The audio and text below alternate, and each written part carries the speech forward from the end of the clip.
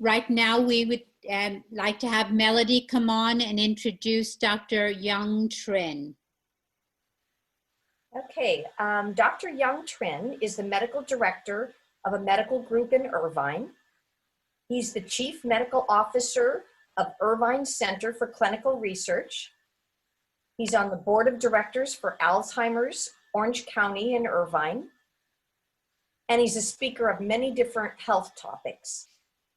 He's the head of the Medical Health and Wellness Platform for HCF, among many other positions and accomplishments. Let's welcome Dr. Young Trin.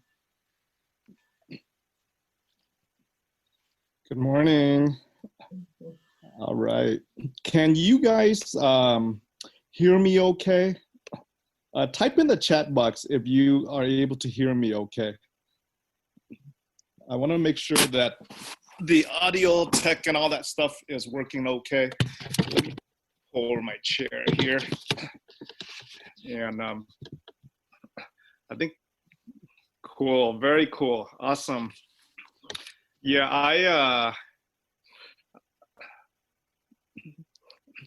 by the way, guys, where are you guys from? I am curious where everyone is from. Type in the chat box what country you're from or what state you're from, out of curiosity. Nepal, Washington, Minnesota, Missouri, England, North Dakota, the UK, Guyana, South Africa. Very cool. Philippines, Nebraska. This is pretty international, isn't it? California, Missouri, Dana Point. All right, welcome, guys. So my background is in internal medicine. I lead a team of researchers who work on clinical trials. Ooh, Kenya is here and Jamaica as well, Trinidad. Very cool. I lead a team of researchers, and we work on the brain. We work on how to keep our brains healthy, how our brains function. We work on Alzheimer's and Alzheimer's prevention clinical trials. With that, welcome back, Elizabeth. Zimbabwe, Webster's from Zimbabwe. Very cool. Jesse's from Trinidad, Florida. Lynn is from Zulu Natal. Where's Zulu Natal? South Africa. I see. Very nice. And so my background is again in the brain. And today I want to talk to you a little bit about compassionate communication. What does that have to do with the brain? What does it have to do with spirituality? And I want to be able to kind of wrap all that up with you regarding that. I'm actually working on a course right now. It's going to be a course through Zoom. It's going to be like once a week for like 6 weeks that I'm launching in a few weeks. And so what you guys are getting is you guys are getting in today's lecture kind of like a little overview of that course and maybe a little bit of the content of that course as well. So basically you're kind of like my guinea pigs for the course. But anyway, no worries. It's an international lecture here with that. The Jamaica is here. Segun, your younger brother from Nigeria, is here. Very cool, guys. I see a lot of folks from different countries in Africa represented here. We are truly an international conference for sure. Canada's here. I don't like doing lectures, guys. I like to do discussions, which is why I have my chat box open so that we can discuss. I'm really not, I get nervous when I have to do a lecture. And so I rather chat. And so my chat box is open. And as I go through content, as I go through material, I actually want to chat with you about that and get your thoughts as well. Irvine is here so far away, Evangelina. My office is actually in Irvine, so I'm gonna pull up my screen for you guys now. Let's see, share screen, and let's see here.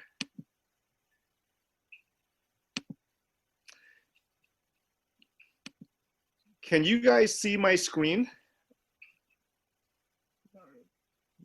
Let's see. Yeah. Let me pull up the chat. Okay. Is everyone able to see my screen? Very cool. And this screen says compassionate communication, right?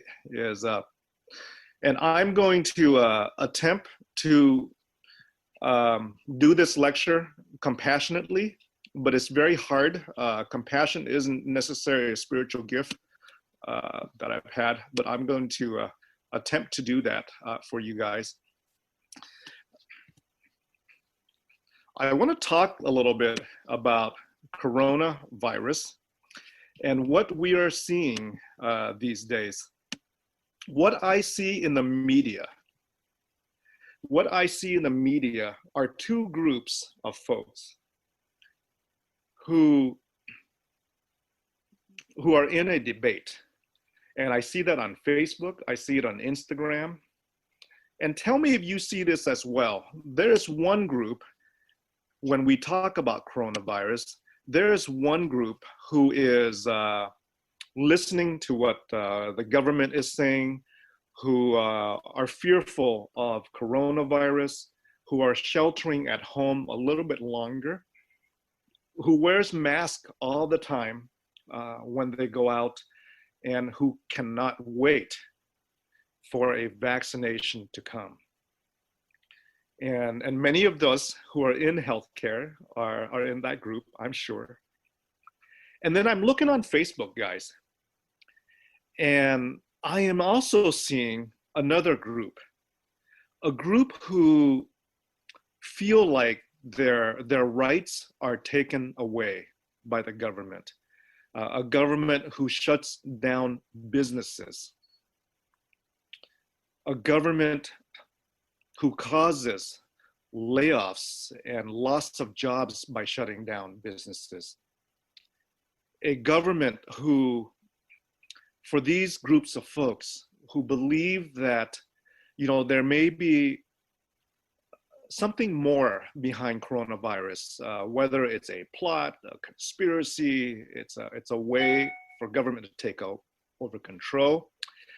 And there are some of us who distrust vaccinations. Some of us in the group may believe that, you know, coronavirus is also a platform for pharmaceutical companies to make money by making all these vaccinations and forcing folks to take it. Now, tell me in the chat box if you've seen both of these positions before with coronavirus. Let me know if you've seen both of these positions before with that. And you've seen them both, huh? Are you guys number one or number two? And it's okay to be both or one or two. Are you guys number one or number two? Erica's both, okay. Maureen's number one. Lynn says yes, right? Patty's more pro-government, right? So I see that some of us are leaning number two, some of us are leaning number one. Jerry's seen both of these in the news, social media. It's all we talk about. It's all we end up debating, right? Joni says a little bit of both, right? It's overwhelming, right? As Dr. Remy has said, fear has gripped us because we don't know what's true anymore, right? And Maria says, unfortunately, it happens in every country, two political parties. Elizabeth says, I'm pro-vaccine, but not happy with the government right now. So some of us are 1 and some of us are 2. And it's interesting because we look at the same data, right? We look at the same data about coronavirus and we draw different conclusions. We look at the coronavirus deaths, diagnosis, you know, the rate of spread. And from looking at that, some of us are leaning more toward pro-government, number 1. Some of us are leaning more distrust of the government, number 2. With that. Yes, Webster. It's very confusing, isn't it?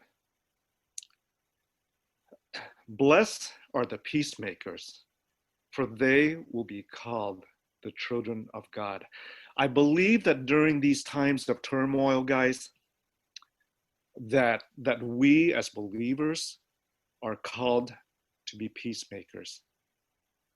The objective of our lecture today, the objective of my little talk today, is to equip you with the tools that you need to be a peacemaker in times of turmoil.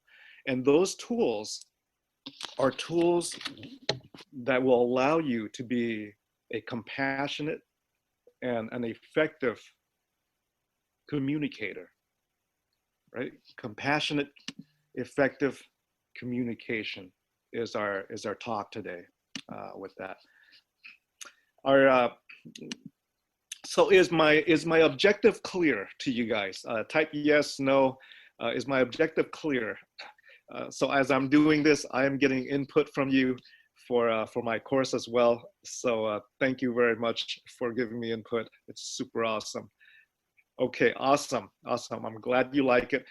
I am going to give you a bunch of science today. I'm going to give you a bunch of medicine today. I'm going to give you a bunch of brain health today, which is the area of what I work in. And then we're going to wrap it into our faith, right? We're going to wrap it into our faith. I got something for you to look at.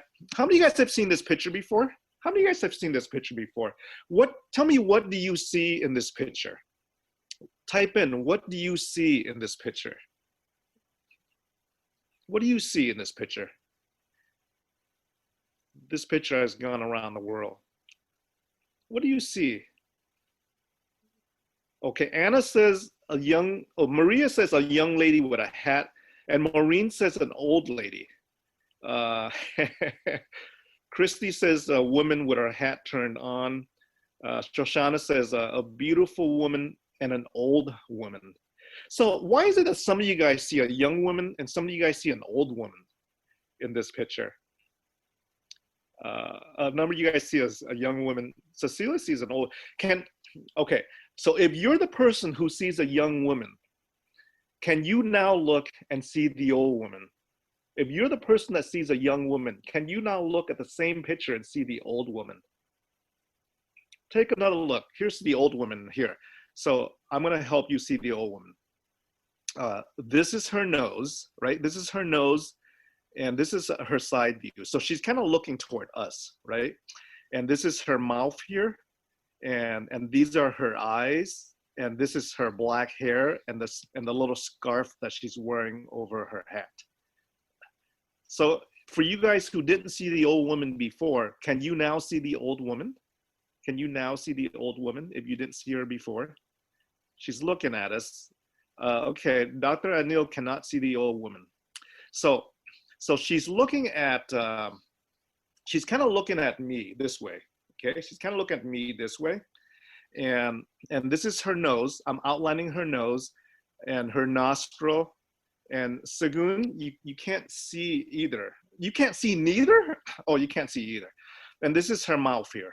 This is her mouth looking at us. And this is her black hair. And this is her scarf in the back. Can you guys see her now?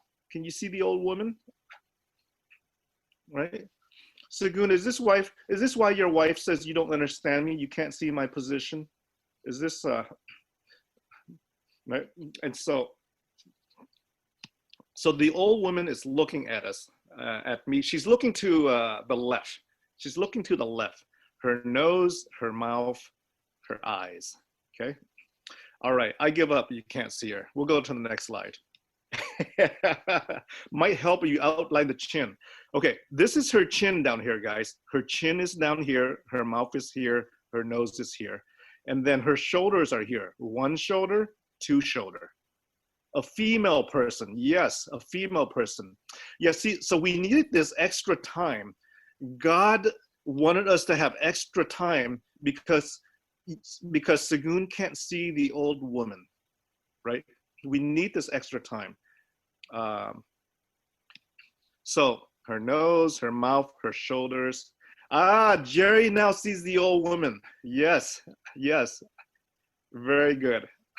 And her black hair is here and her big scarf, right? She's kind of looking, now look at me. She's looking this way. She's looking this way. The old woman's looking this way on your screen. On your screen, she's looking this way. Now, Jerry now sees the old one, right? So let me ask you this question, guys. Let me ask you this question. Why do we look at the same picture, the same information, and draw different conclusions? Why is it that we look at the same information, the same picture, and some of us see an old woman, some of us see a young woman, right? It's interesting, isn't it?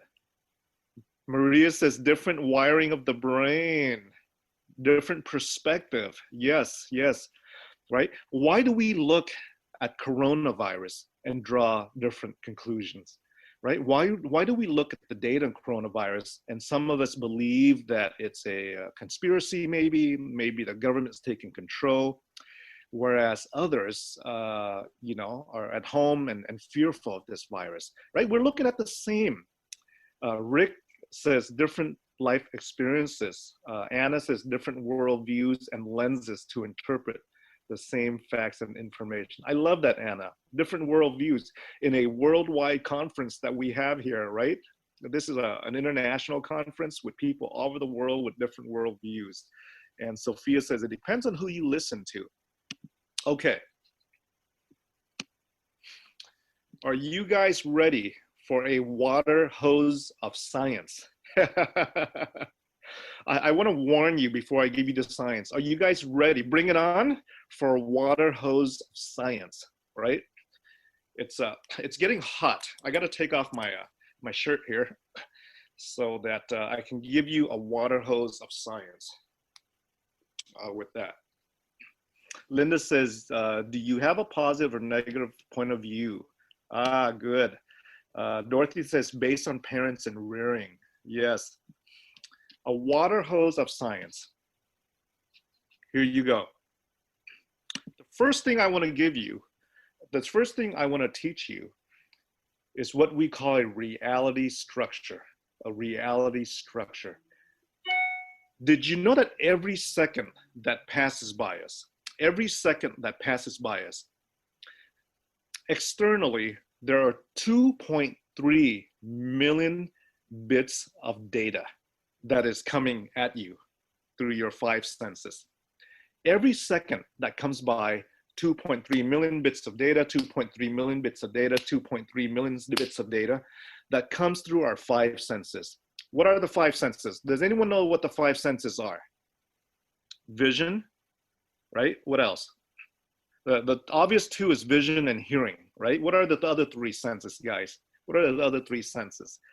Every second, 2.3 million bits of data is hitting us, right? Taste, smell, touch. Yes, yes, absolutely.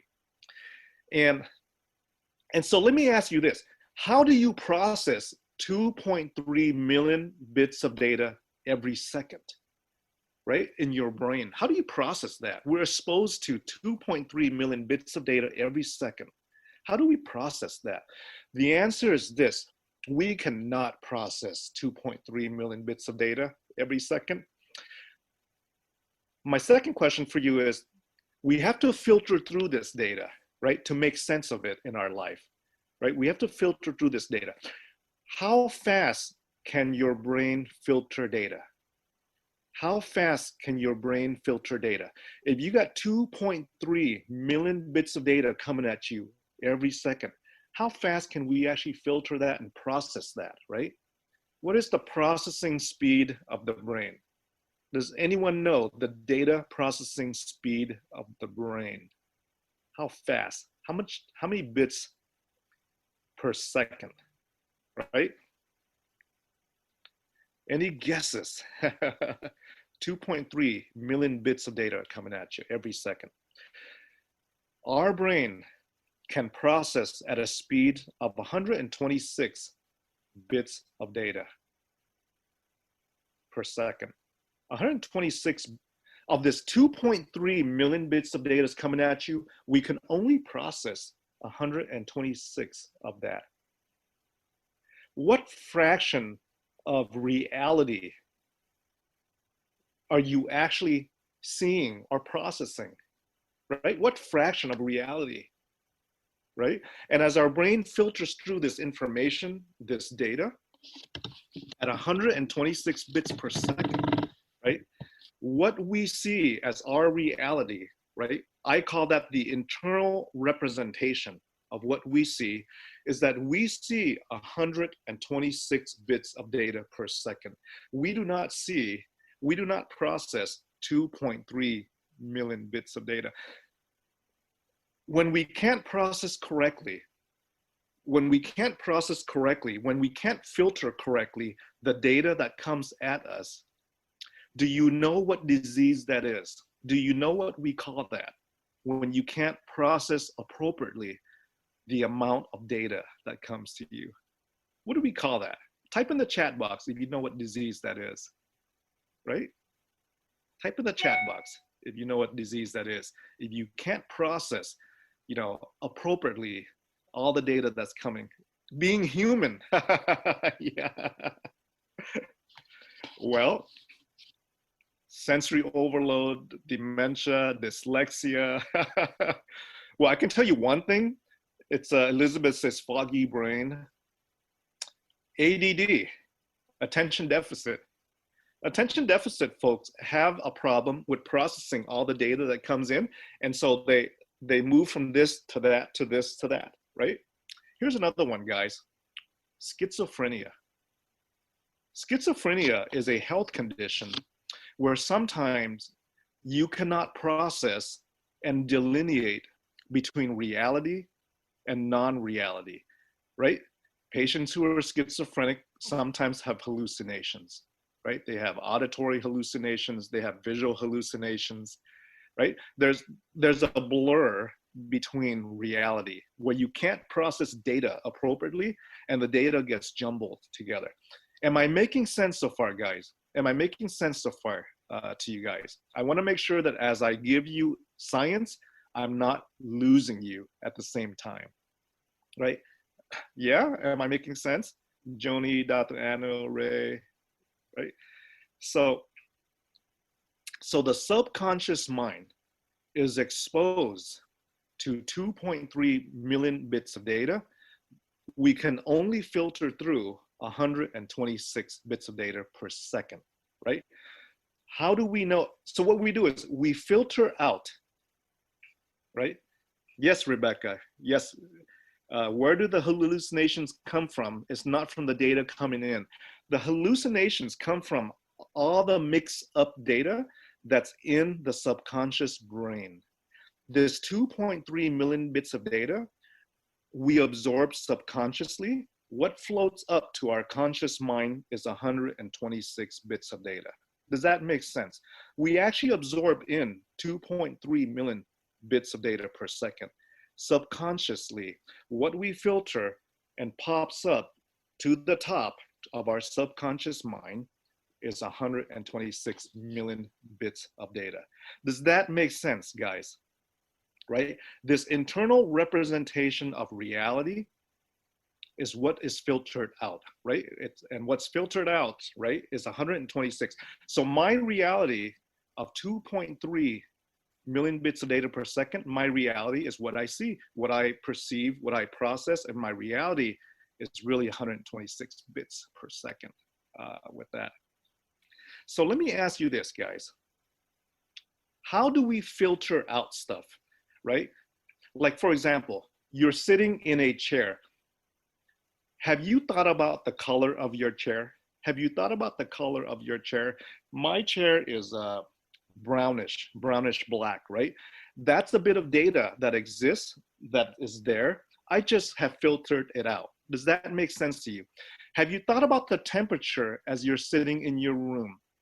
Most of us have not thought about the temperature because it's a bit of data that's there, right? Maybe whatever, but we have filtered it out of our consciousness. It's still in our subconsciousness. The data is there. It's not in our active consciousness. That's what I talk about when we filter out things. Have you thought about the color of the floor? Right? So my floor is, let me see. So my floor is brownish, right? I have brownish floor. That is one bit of data that is there. I've just not thought about it because I filtered it out, right? Because it's not important to me. That's what I talk about when I talk about filtering out all this data around us, all this data that exists, right? The reality structure that exists.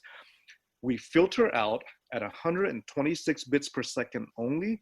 And so our reality, our truth is at 126 despite the entire data. What do we use for filters, right? How do we filter and who is in control of these filters? Well, we filter by simply deleting 99% of that information. It just bounces it off, right? The information comes in and it just bounces off my filter. And it bounces off my filter because it's not important to me. I don't care right now that the floor is brown. I don't care right now that, that my chair is brownish. I don't care right now that I look outside on the corner of my eye and the tree is green. 99% of that information in our life, we filter out. And then as it goes through this filter, this 126 bits of data per second gets distorted. How does it get distorted? It gets distorted because we match the data with the preconceived ideas, the preconceived values, the preconceived worldview that we have, right? The data gets distorted based on our worldview, our beliefs, right? Our faith, right? Our values. It filters all the data that comes in with that. And then oftentimes, guys, we like to, as human beings, we like to generalize information. We like to categorize information for right or for wrong. We do that all the time, right? Here's a generalization for you. Asians are good at math. Right? We like that kind of generalization because it's easy to think about with that. And we do that with information all the time, right? We put things in categories, in generalization, because it's easy. Life is black and white, and life is easier when there's no gray. So the information, 2.3 million bits of information that comes through to us, we can only process at a speed of 126 bits per second. And as it's processing through this filter, 99% of that stuff gets deleted, it gets distorted, the information gets basically massaged, right? That information gets massaged because of our preconceived views of life, right? Our values that we hold, what we were taught. And then we generalize, we categorize, and then at the other end of the filter is what I call the internal representation of reality, right? Reality is out here. Reality is 2.6 million bits per second. Our internal representation of reality is 126 bits per second, right? So we form our reality based on this filtration system with that, right? We form our reality. Now, have I lost anyone yet? Tell me if you're with me so far, or if you need me to explain a little bit more. Type in the chat box if you're with me so far. This is really important that you understand this, right? This is really important that you understand this. Rebecca's going, haha. You guys are getting this so far? This is like science, guys. I used to teach medical students all the time for about 15 years at the University of California School of Medicine.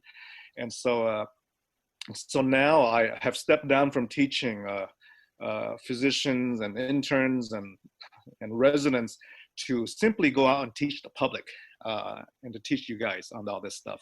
I'm taking the science of research. I'm taking the research that we do, and I'm filtering it out to make it more, palatable and understandable with that.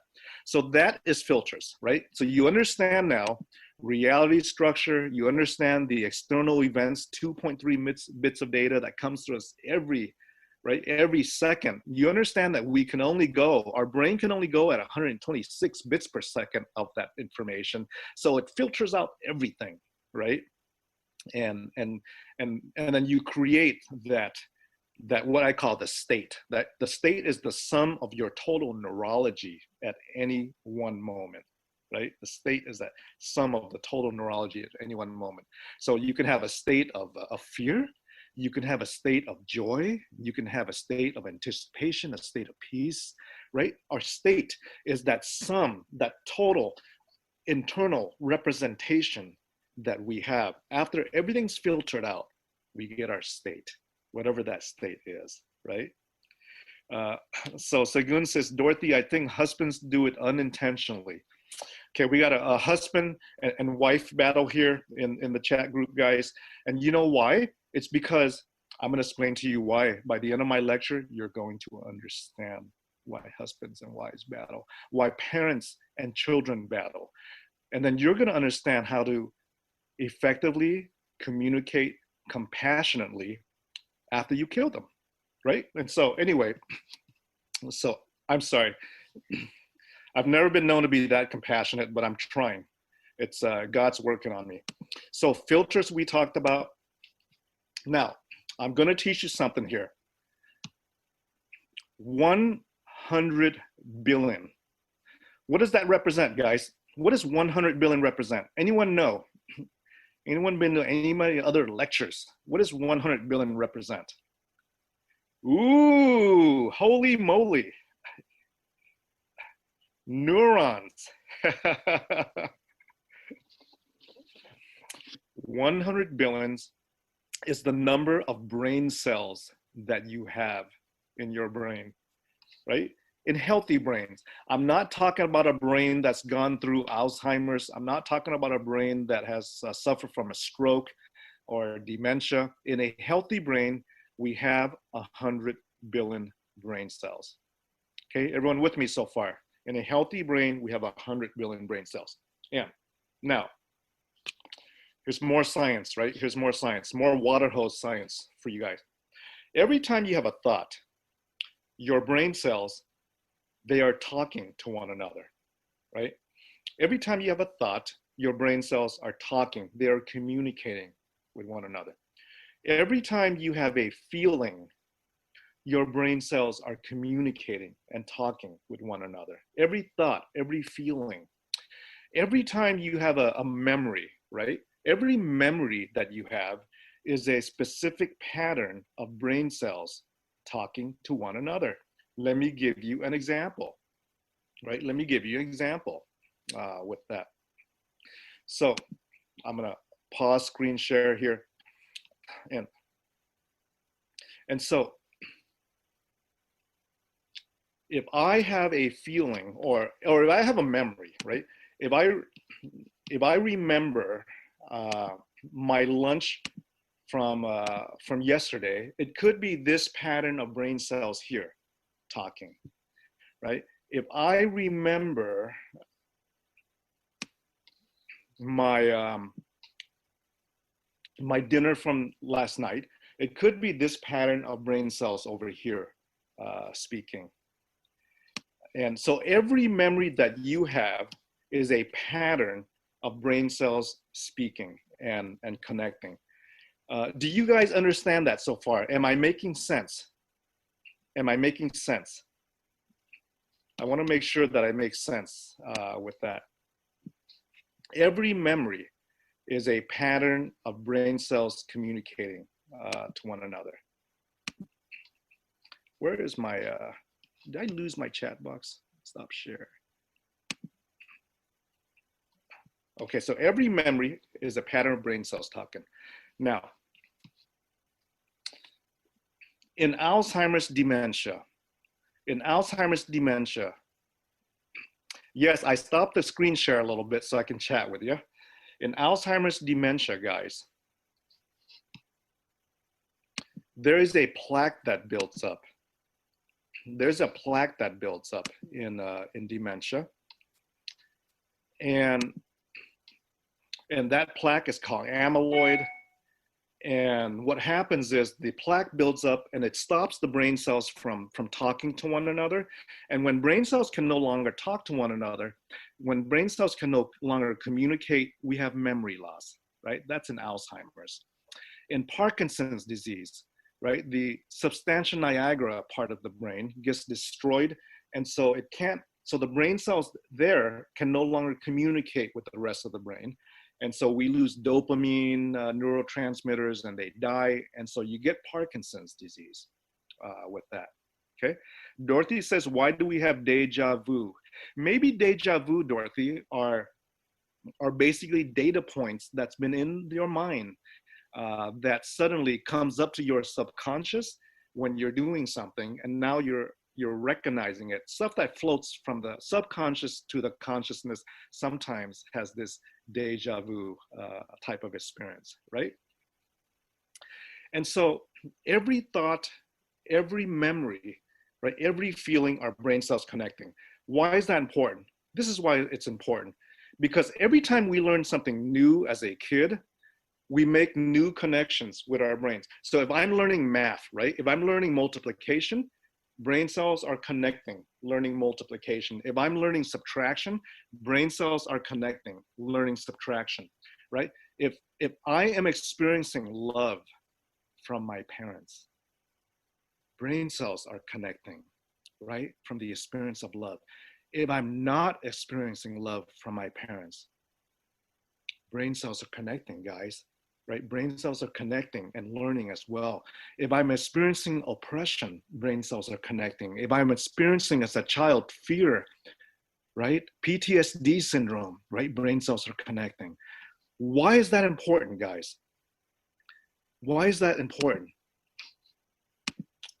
It is important because, and I'm gonna pull up here my, close this again. It's important because our neural connections, the filters that we have that filters through life, guys, the filter that we have that filters through 99% of the data, that filter is created by brain cells that are connecting, right? That filter is created by brain cells that have connected through our childhood, right? How to ride a bike, experiencing love, not experiencing love, learning from our teachers, our peers, right? Watching TV. Our brain structure is as unique as your fingerprint. Your brain structure and the ways that your brain cells connect, guys, is as unique as your fingerprint, right? Isn't that crazy? We don't all have the same brain structure, right? So if this is your brain here, and these are all the neurons connected, the 100 billion connections, right? It is as unique as your fingerprint. And you know why we do fingerprints? Because not everyone's fingerprints is the same. This uniqueness allows us to think differently from one another. This uniqueness allows us to communicate differently, to have different styles of communication. This uniqueness, guys, allows us to draw different conclusions when we are talking about COVID. This uniqueness allows us to draw different conclusions when we're looking at a picture of whether it's an old lady or a young lady, okay? In Psalms 139, I praise you because I am fearfully and wonderfully and uniquely made, right? God made us uniquely, right? With the ability to learn from all the different brain cells that are connected with that. That's why we all have different filters, guys. Right? Right? That's why we all have different conclusions when we look at something, because our filters are different.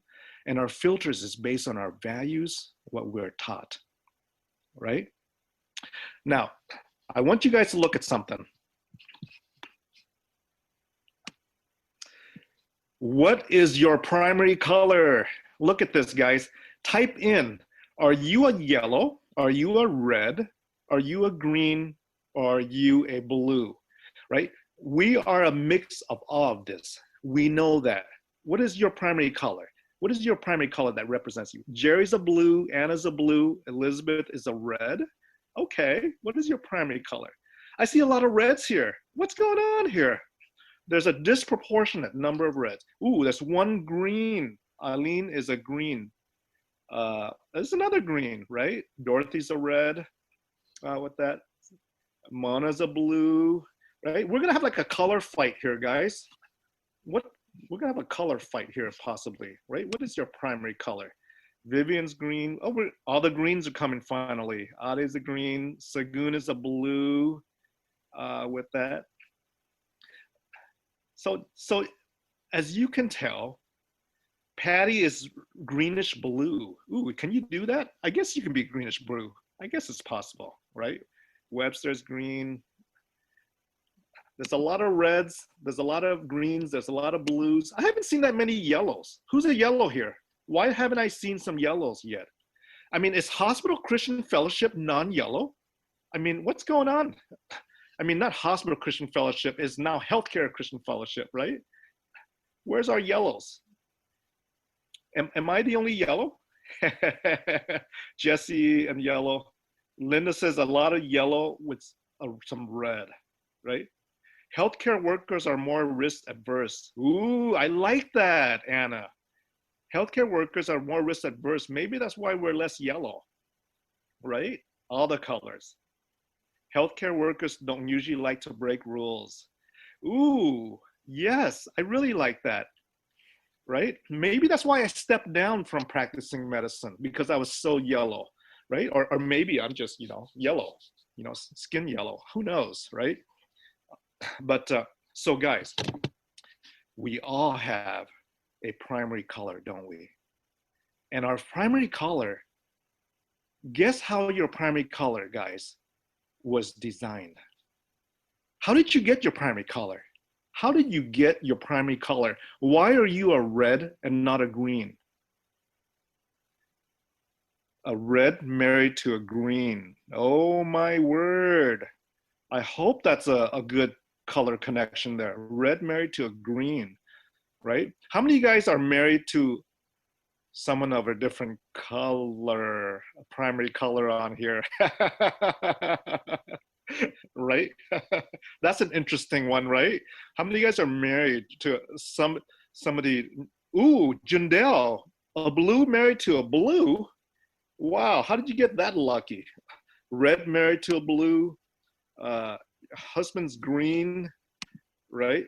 And I'm a blue, spouse is all blue. You're married to a green. Oh my gosh. I'm not sure if that's good or bad, guys. So how do we get our primary colors? We get our primary colors because of the brain neuron connections that was created and designed when we were younger in our lives, right? As our brains were, right? As our brains are developing with the childhood experience we have, with what we were taught from our parents, our teachers, our friend, what we were taught on Facebook and Instagram and Snapchat, we developed these different neuronal connections, and the neuronal connections have developed our primary colors. Does that make sense? Right? The neuronal connections have developed our primary colors with that, right? He's a blue, and it makes for a creative discussion. Yes, Christy, right? So we're all different. So let me ask you this. How does each color communicate? How does each color communicate? Isn't that an interesting one, guys? Right? So if you're a red, okay, I just want to hear from the reds. I just want to hear from the reds. If you are a red, type in your chat box, how do you speak to someone? What do you relate to? How do you communicate, right? What is that communication? What do you need for communication when you're speaking with someone, right? How do you communicate if you are a red? Ooh, Maria says sensitively with compassion. What about some other reds? Empathetically? Ooh, Chrissy says stories, authenticity. Marcia says empathetically. Interesting. So who else is a red? I've seen a lot more reds. How do you guys communicate? Right? How do you guys communicate? Let me pull up the red again. Right? Here you are. Right? If you are over here, how do reds communicate? So we saw sensitively, we saw compassion, we saw empathy, we saw stories. Okay, I only want to hear from the blues. I only want to hear from the blues. Yes, compassion, understanding, supportive. I love it. I only want to hear from the blues. If you are a blue, how do you communicate? What is your language? How do you speak when you're a blue? What is important to you in communication? Let me see the blues here. Come on, blues. Where are you guys? I know you ain't that shy, right? Ooh, thinking critically, teaching, presenting facts. Wow. Give information and logical explanation. I like that. So that's a blue, huh? In an organized way. Okay, blues speak differently, don't they? Direct, fact-driven, wait for the right time, Sagun. Wait for the right time to like snap it on them, right? Tell them the facts, right? Tell them the truth. Wait for the right time. So blues talk about facts. They talk about information. They talk about getting real, being real, realistic. They like to think critically. Blue, right? When you think of blue, you think of left brain, right? You think of left brain, numbers, facts. Very interesting, right? Deep, deep blue sea, Jandel. Yes. Okay, guys. If you are a green, I only want to hear from the greens. I only want to hear from the greens. If you are a green, how do you communicate? If you're a green, I only want to hear from the greens. How do you communicate? What's your language, right? How do you talk and what's important to you when you're communicating, right? If you're a green with that. Where are my greens? Efficient, don't beat around the bush. Logical with a plan, okay? Action, right? Efficiently, interesting. Right away from iPhone. Nice name, iPhone, right? iPhone says right away. Ray says logically with a plan, right? Joni says efficiently, to the point. Vivian says, I want to hear to the point, right? Sensitively, good, good. So blues are a little bit different. Blues are like, I want action. We want it right away. We want the results now. We want to be efficient, right? Speak less, but provide more information. Don't beat around the bush, right? Is a blue. Draw up a plan, right? Webster says, I like standard procedures. Blues are procedure folks, right? They want to plan, they want to take action, right? Take a look again at, green, I'm talking about green here, right? With that. I'm getting my colors confused. Do you know why, guys? Do you know why? We're talking about greens here. Do you know why I get my colors confused? Because I'm partially colorblind, right? I'm partially colorblind. That's why I can't tell when I'm communicating, which is why my wife says, you're not communicating to me. I can't tell because I'm colorblind with that. I can't tell what color you're at. So green, take a look at the green here. Preventive action, procedures, getting things done, right? I mean, the greens have answered this without looking at that. And of course, we now have the yellows, right? If you're yellow, how do you communicate? I only saw a few yellows. I only saw 2 or 3 yellows, right? For the 2 or 3 of you guys who are yellows, how do you communicate? It's okay to be a healthcare worker and be yellow. Don't be shy about it. It's okay to once in a while break some rules. Well, maybe not, right? Yellows. Where are my yellows? Where are my yellows? I guess the yellows ran away. The folks who are yellow, when they communicate, they're like visionaries. They second guess how responsive, right? They're right. Their yellows are typically rule breakers, visionaries, looking at the whole picture, the entire picture when they talk. They're imaginative, they speculate, they take risks, they're right, they like surprises, right? Dreamers, yes, yes, Linda, yes, dreamers, speculators, creative, right?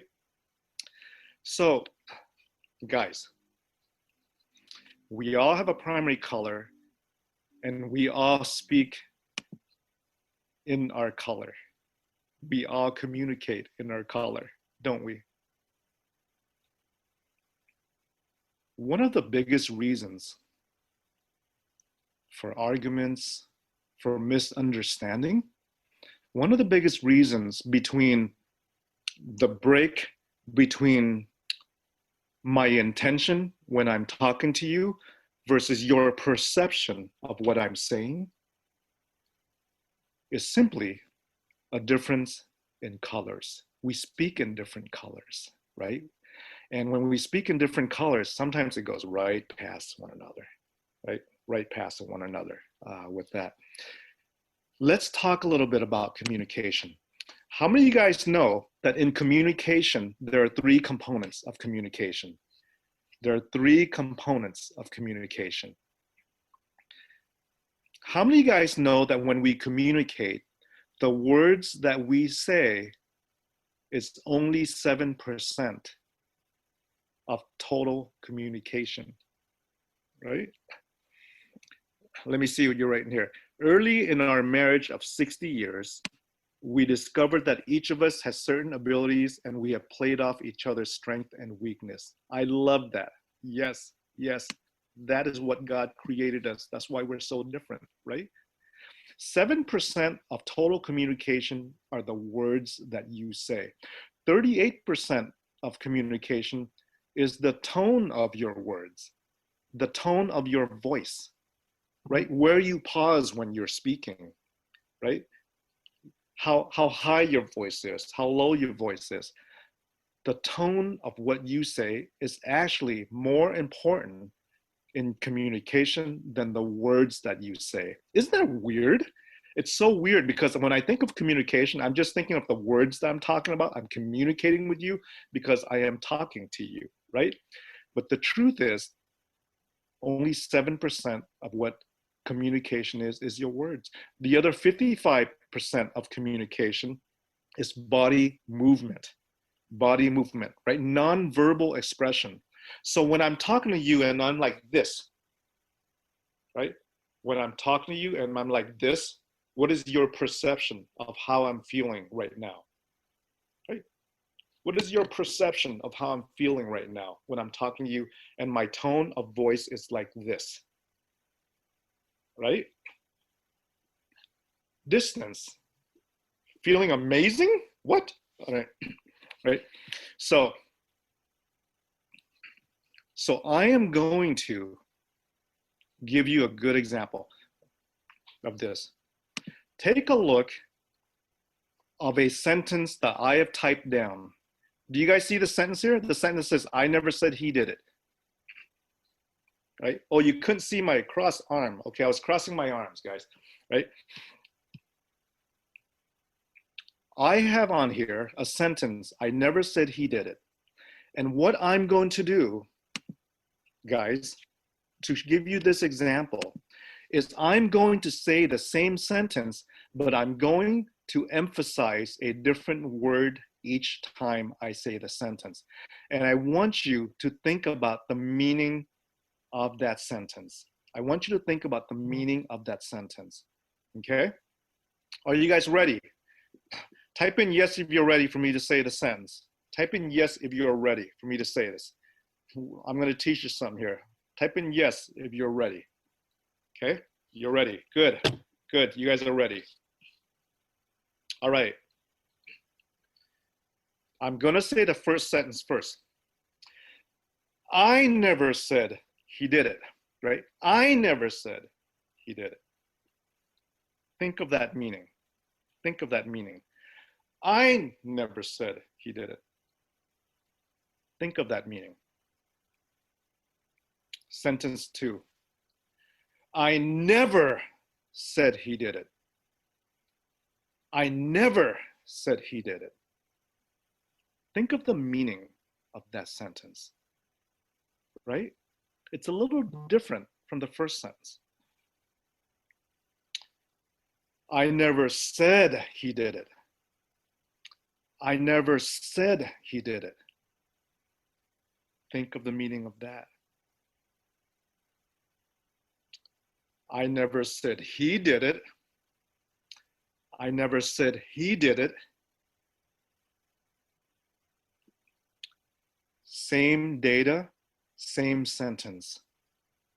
But simply because of the tone of my voice, different meanings. Do you guys understand now why the words we say, it's only 7% of total communication? Type in if you understand that now. The actual words, it's only 7% of total communication. Right? Isn't that weird? It's the same sentence. It's the same sentence. Now I want you to think of this. We communicate now by texting. We communicate now by email. Think of that. We communicate now by texting. We communicate now by email. And the only thing that comes through is the 7% of what you mean.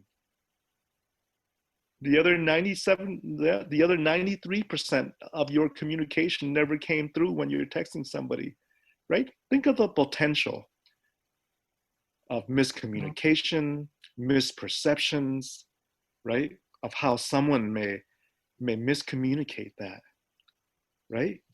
And yes, you can use, Rebecca says you can use variation when you quote scriptures and get many different meaning. Very true, right? Unless you use your emotions, except you can't use your emotions in a text, right? Or maybe an emoji, right? The emoji of a tear or a smile, right? The emoji will kind of help with that communication. Oh, right?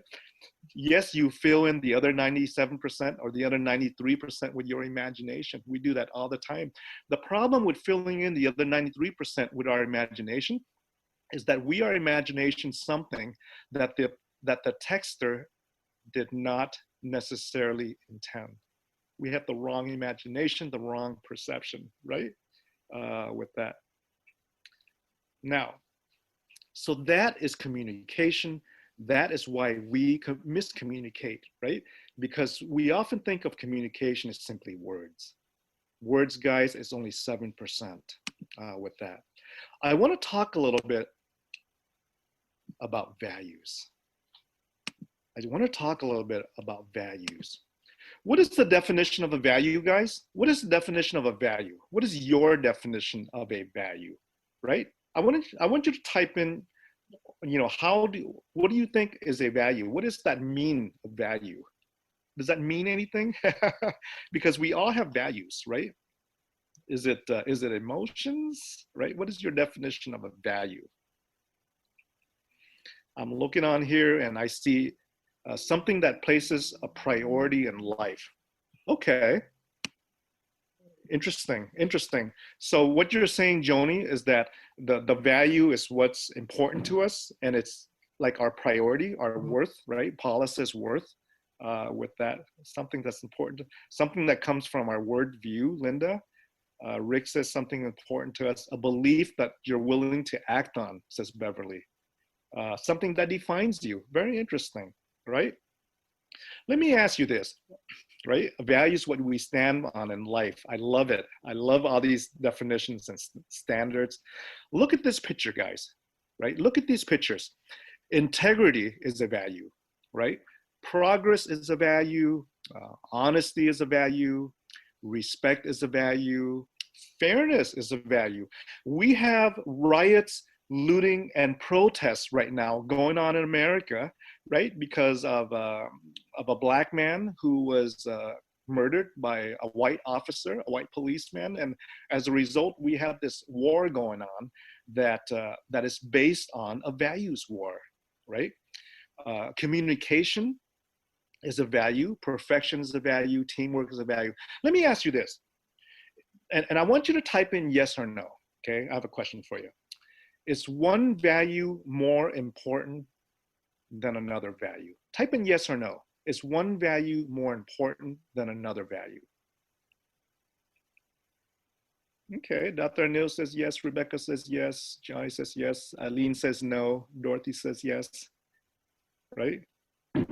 Dorothy, Rick says yes, Minister says no, right? These are all values we talked about. Now we all have values, right? We all have our own values, and we all have priorities in our value. Value number one takes number one priority in our life. Value number two takes number two priority value, right? Priority in our life. So we all have a values hierarchy. Value number one, value number two, value number three. I have a values hierarchy, and you have a values hierarchy, right? Does that make sense so far? Values hierarchy. This is my top value, my second value, my third value, my fourth value, right? Tell me if you understand that. I don't want to lose anyone. Tell me if you understand that we all have a values hierarchy, number one, number two, number three values that are important to us. Okay, Sagun says yes, Jerry says yes, Bev says yes, Rayanne says yes. Okay, now, Johnny says yes, agree, okay. Guys, I want you to type out your top one and two. If you can't think of number two, just think of number one. I want you to type out your top values. To you, what is your top value in your hierarchy? What is your number one and maybe number two? I want you to type it out in the chat box. I see authenticity, live for Christ, God, honesty, faith, honesty, integrity, gospel. What to do with the W, okay? Teamwork, respect, faith, honesty, integrity, okay? Love and morality, sanctity. There's so many values coming through here. There's gratefulness, relationship with God, what the word requires, God. There's so many values coming. Trust is a value. Compassion is a value, right? Your faith or the integrity of your faith is a value, right? So let me ask you this. Integrity, accountability. Let me ask you this.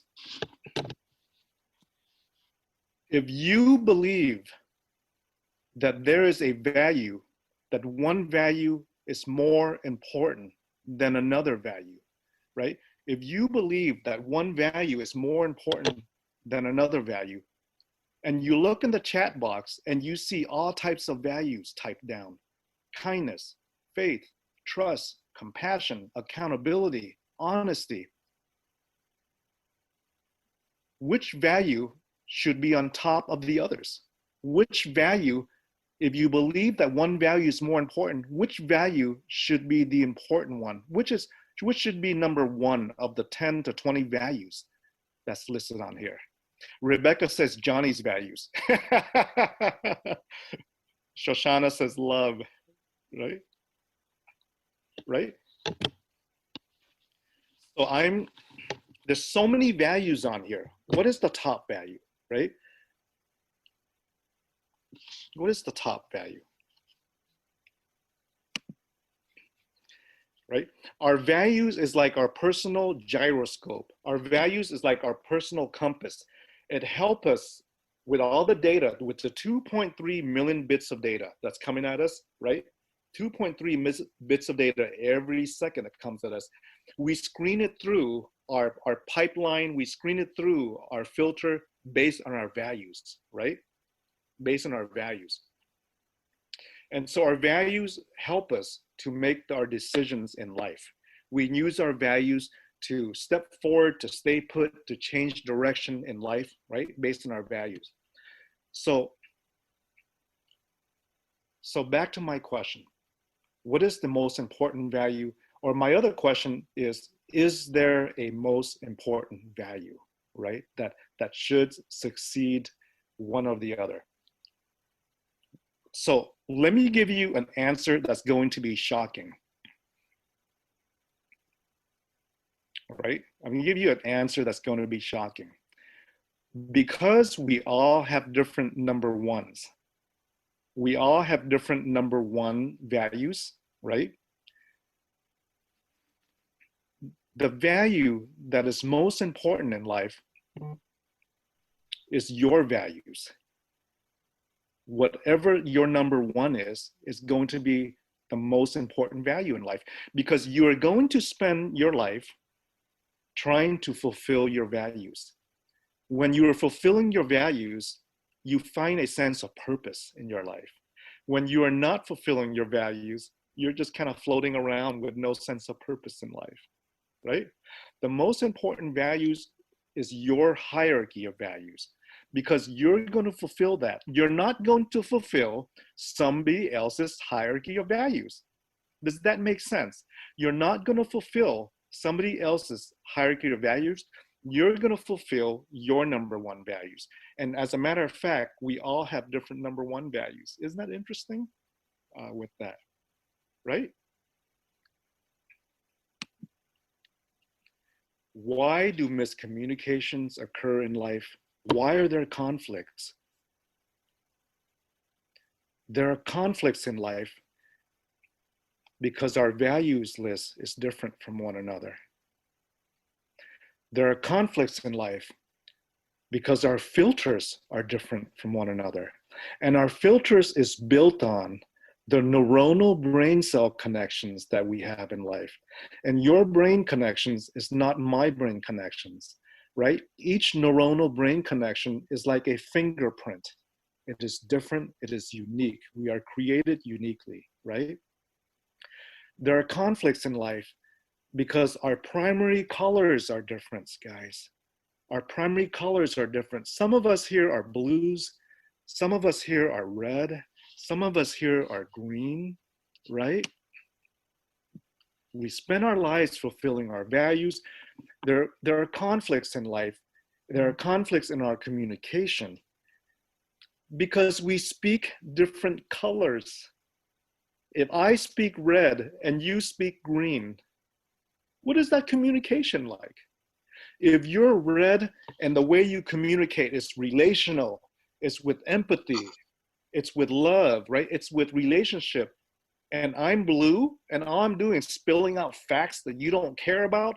All I'm doing is talking about facts and data and charts, and I'm speaking blue and you're speaking red,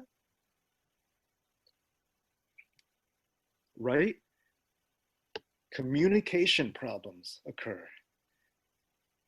Different values that we each have in our hierarchy list, different filters that we have, different colors that we have, right? Let me give you some examples, guys. Nancy says, I wish you could discuss this on nightly national news. Nancy, I do have a radio show, right? That I do once a week. So let me show you guys something to put this all together. Let's talk about controversial stuff, because you know I'm controversial, right? Semi-controversial, hopefully not too controversial. Hopefully not too controversial. The death penalty. We have two groups of people when we talk about the death penalty. Some are pro-death penalty and some are anti-death penalty, right?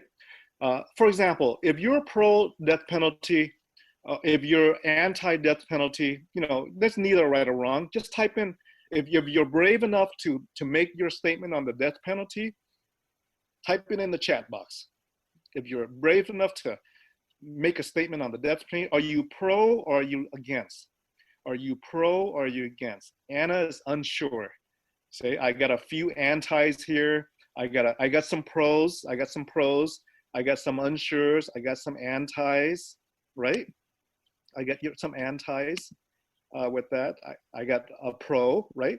And check this out, guys. I got a few pros and I got a few antis. Check this out. We are all believers. We are all Christians, and yet we stand on different grounds when it comes to the death penalty. And it's not the only issue that we are on different grounds are. So let me ask you this.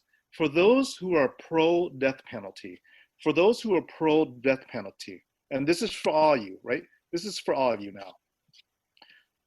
For those who are pro-death penalty, what do you think their values are? This is for all of you. Type in the chat box. What do you think their values are if they're pro-death penalty? Linda says justice. Okay. This Max says we have no right to take another life. Okay, that's a good opinion. Black and white. So what are the values of somebody who is a pro-death penalty? What are their values? I just want to hear values. I saw justice. What are some other values besides justice? Right? Closure is the value, yes. Warnings, okay, okay. How about fairness, right? How about fairness, right? Fairness is a value, right? Maybe you're pro-death penalty because you think it's fair that if you take a life, if you take many lives, maybe your life should be taken. That's a value, right? An eye for an eye, life for life, right? That's value. So let me ask you this. If you're anti-death penalty, if you are against the death penalty, what is your value? What is the value of a person who is against the death penalty? What is the value of a person who is against the death penalty? Type it in the chat box. Mercy, yes. Mercy, yes. Hope, yes. Possible salvation, okay. Life comes from God. Second chance is a value, right? Forgiveness is a value, right? Forgiveness is a value, right? So this is an example of how we can take a topic and how, because of our values hierarchy, can draw different conclusions on a specific topic. Justice, compassion. Do you see how our values hierarchy determines where we land on the topic of the death penalty, right? I'm not saying one side is right or one side is wrong. I'm saying, do you see how our values hierarchy, what is our number one values? How we take those values and we apply it to topics in life. Does that make sense to you guys? Does that take sense to you guys so far? Right? Does that make sense? Paula says yes, Eileen says yes, right? Rayanne, okay, okay. So that does make sense to both of you. Let's take another really controversial topic, guys. Super controversial topic. Maybe it shouldn't be controversial because we're all believers here. Okay, maybe it shouldn't be controversial because we're all believers here. Let's bring on the topic of abortion. Let's bring on the topic of abortion. As believers, most of us are anti-abortion, right? But I know believers, and you probably know believers who are probably okay with abortions as well, right? You probably know believers who are okay with abortion, and you know believers who are not okay with abortion. Now, why are there two camps when it comes to abortion? Why are there two camps fighting each other when it comes to the topic of abortion? What is the value? What are the values? What is the number one value of a person who is anti-abortion? Type it in the box. What is the number one value? Sanctity of life, okay, is a value. What are some other values of a person who's anti-abortion, who don't want abortion? Sanctity of life, deadly to mother and baby, okay, okay. Value life versus personal choice, right? The rights of women, right? Difference in belief between when is the embryo considered a human or a person, right? Setting a bad precedent, right? Care for rights of the unborn, right? Right? Murder, yes. Let me ask you this. Because I'm against abortion with that, but I know with those, including believers who are okay with it. And I'm not, and this is more of a values lessons than a morality lessons, right? Because we know that from a morality perspective, murder, killing is wrong, right? And I am not for abortion, right? But let me ask you something. I want you to step aside from your faith, and I want you to be in the shoes of those who are pro-abortion. I want you to set aside your faith. I want you to step in the shoes of someone who is pro-abortion. If you're in that person's shoe, what is their value? Type down, what is their value? What is their value? Right? What is the values of a person who is pro-abortion? Set aside your faith. Pro-abortion, guys, pro-abortion. I see mercy, I see compassion for the woman. Okay, that's interesting in an unwanted pregnancy. Freedom to choose, right, is a value. Freedom is a value. My life first is a value. Economic inefficiency, women's rights, right? Fear of the child being unloved, right? So this is, again, I'm setting aside my faith, my morality. All I'm looking at is values, right? Rape, yes, right? A mother who's raped, who didn't want their child, right?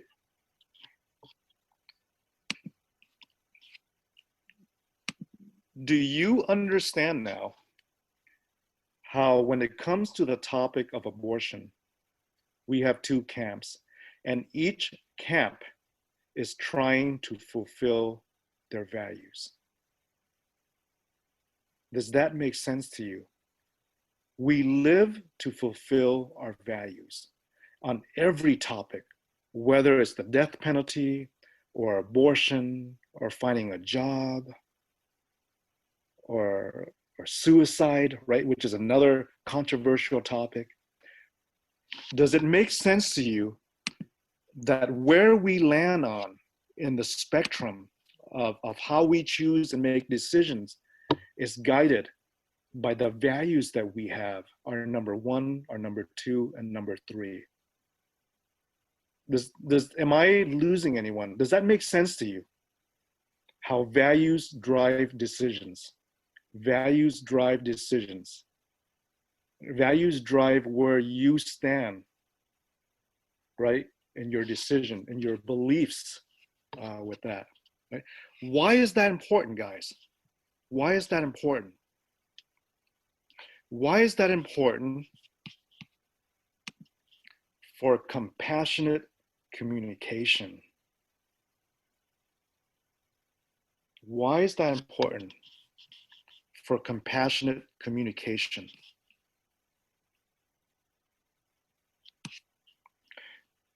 Right? When we communicate, especially when we communicate with others who don't agree with us or who we don't agree with, right? When we talk with others who we don't agree with on the other side, right?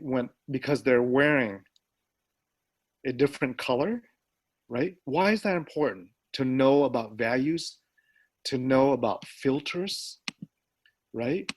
To know about the reality structure of how the brain works, to know that 99% of all the data that gets to us gets filtered out, gets thrown out, gets tossed out because it's screened through our value system, right? Why is a person a Republican versus another person who's a Democrat? Why is one person conservative and another person liberal? And they both may be Christians, right? Values, right? So let me show you something. To have compassion for others, we first need to listen. To have compassion for others, we first need to listen. And we don't listen just out of respect. We don't listen to say, we are listening, right? Right? I'm sure wives have told their husbands, you're not listening. And the husband's like, what? I didn't hear you. Maybe it's because she's speaking in red and I'm blue. Maybe it's because she's speaking in white and I'm red, right? To have compassion for others, we have to listen. We have to listen for understanding. What are we trying to understand when we listen? We're trying to understand their values. We're trying to understand their primary colors. We're trying to understand their primary communication style. Are they speaking green? Are they speaking red? Are they speaking blue? We're trying to understand their filters. Are you with me so far? Are you with me so far? To have compassion, we have to understand and to be in another person's shoes. To empathize, you have to understand values. Where are you speaking from? Yes, I disagree with you. Yes, I disagree with you. But can I understand what your values are? Can I understand what your colors are? Can I understand the way you communicate, right? To have compassion, you have to empathize.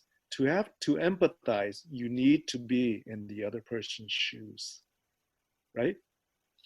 To communicate effectively, you need to understand the components of communication. You need to understand that only 7% of communication are the actual words that you say, just 7%, right? And that 7% goes into a text, goes into an email. The other 93% is completely missing. To communicate effectively, we need to understand the difference between our intentions of what we say versus the perception of the other person, right? Our intentions versus perceptions.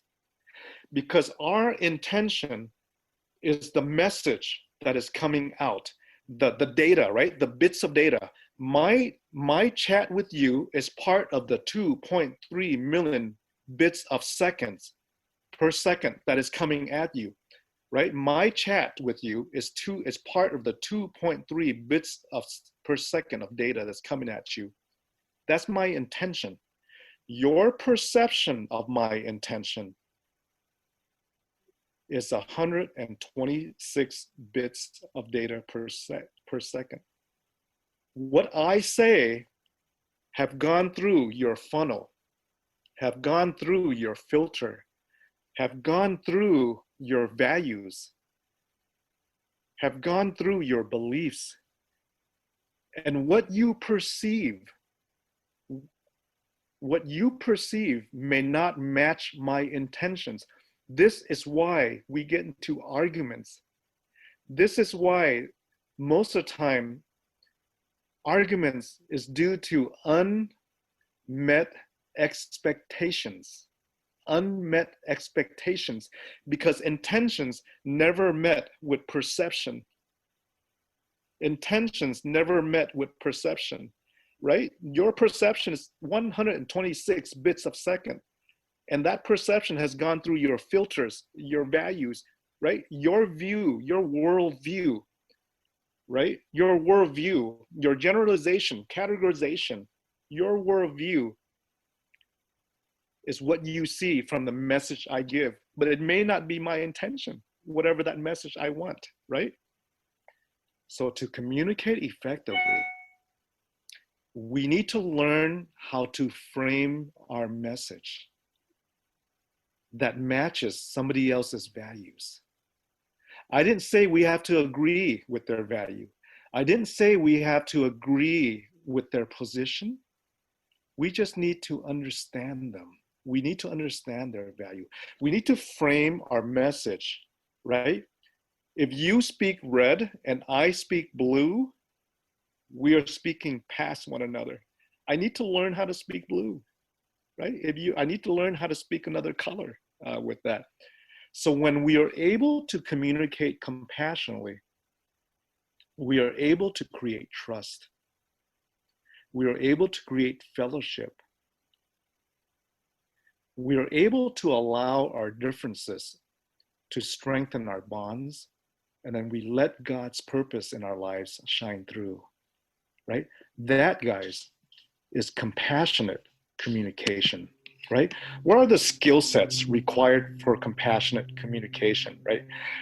And again, you guys are only getting one lecture out of my course that I'm creating. I'm creating this 6-week course. I think Edna signed up and a few of you guys have signed up, where it's going to be on Zoom like this, where we're actually going to go through and I'm going to teach you how to get these skill sets, right? This is one lecture of 6. So to compassionate, to compassionately and be effective as a communicator, you have to understand and know what your values are. You need to know your values first. To effectively communicate compassionately, you need to learn how to identify the values of the other person. You need to understand how to identify the values of the other person. And this is something I'll teach in the other sessions, right? To effectively communicate, right? You need to understand your communication style. Do you communicate as a blue? Do you communicate as a red? Right? Do you communicate as whatever? And then you need to understand the other person's communication style.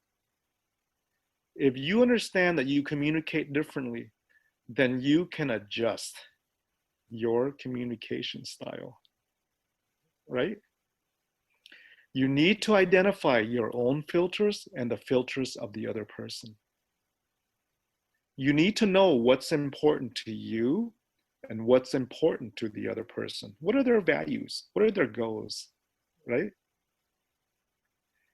You need to understand how to frame and package your message to be able to be an effective communicator who is compassionate.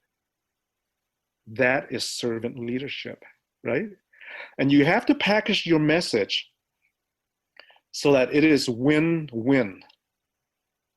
Never package your message so that you win and the other person loses, right? That is not the Jesus way, right? You have to package your message so that it is win-win. Both persons need to win. Even if you disagree, both persons need to win, right? In some way. It's how your message is packaged. Because when it is win-lose, when it's win-lose, we call that manipulation, right? Politicians package their message very well. That's why they can say one thing and mean 2 things, right? But they may win for one side where the other side loses, right? When you package your message and it's win-lose, it's manipulation. When you package your message and it's win-win, right? That's God's heart. That's what God wants. Servant leadership, right? So guys, that's pretty much my talk. Kind of made it up the slides last night, and all that stuff, like things of that sort. But so you guys have kind of gone through my practice course, the 1 out of 6 sessions I'll be doing with that. And I thank you for hanging out with me as I practice this in compassionate communication. I hope it was valuable for you.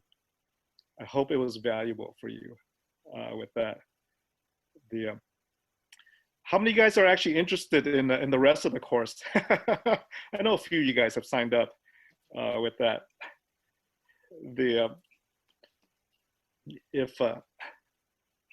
If you're interested in the rest of the course, what can we do with that? I'll send you. I'll put you my email, I guess, and I'll show you how to sign up if you're interested in the rest of the course with that. I guess you can just email me. Hold on, let me put in my email, guys. It's my name at Here is my email. You can just email me and I'll send you a link on how you can sign up for it. There's my email. Do you guys see my email in the chat? It's just my name at ALS-OC, Alzheimer's Orange County, whom I'm on the board with, .org. If you're interested in the course, we'll go through the rest of it where I'm going to give you the skill set and the tools to be an effective communicator, I guess. Hopefully with compassion. I don't know if I came through compassionate. I'm not normally known as compassionate, but anyway, I try. It's not my spiritual gift. Making up stuff is my spiritual gift. Let me see. My email is there, dungtrin@alsoc.org. Let me put it on there again. Oh, when is the first day? It's every Thursday evening. Let me type it out for you. Thursday evening, I think it's 6 to 8 p.m. Pacific Standard Time. I think that's our first class. That's our first class, if you can make it. I know many of you are in other countries, and so so I don't know if that time works for you, but we will do it on Zoom just like this. It's going to be interactive just like this, and I will teach you the rest of the skill set. Will there be a recording? I'm not sure yet. I'm kind of making it up as we go. So so you guys got my email, and I will now just email me if you're interested in the course, and I'll send you a link. I will now turn it back over to it's Thursday. It's June 18th. When is June 18th? It's June 18th is Thursday.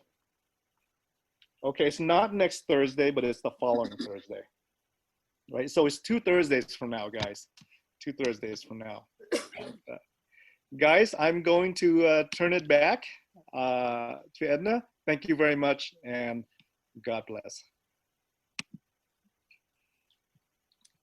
Thank you, Dr. Trin. That was absolutely wonderful. We appreciate it. Does anybody have any questions?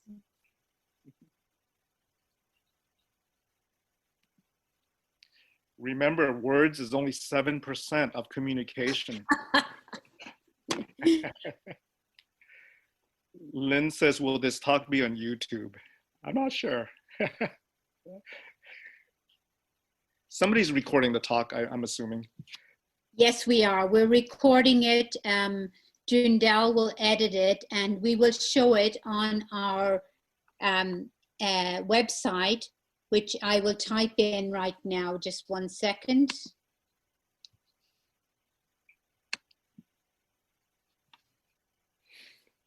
Dorothy says, would I run for president? I would be a communist if I ran for president. I'm sorry. Okay, just 1 second and I'll get our website on there. Okay. Great question, Jim. How does values relate to morality? We know there's absolute truth because we know that God has absolute truth. My values basically is built around the word, and that's what I do with that.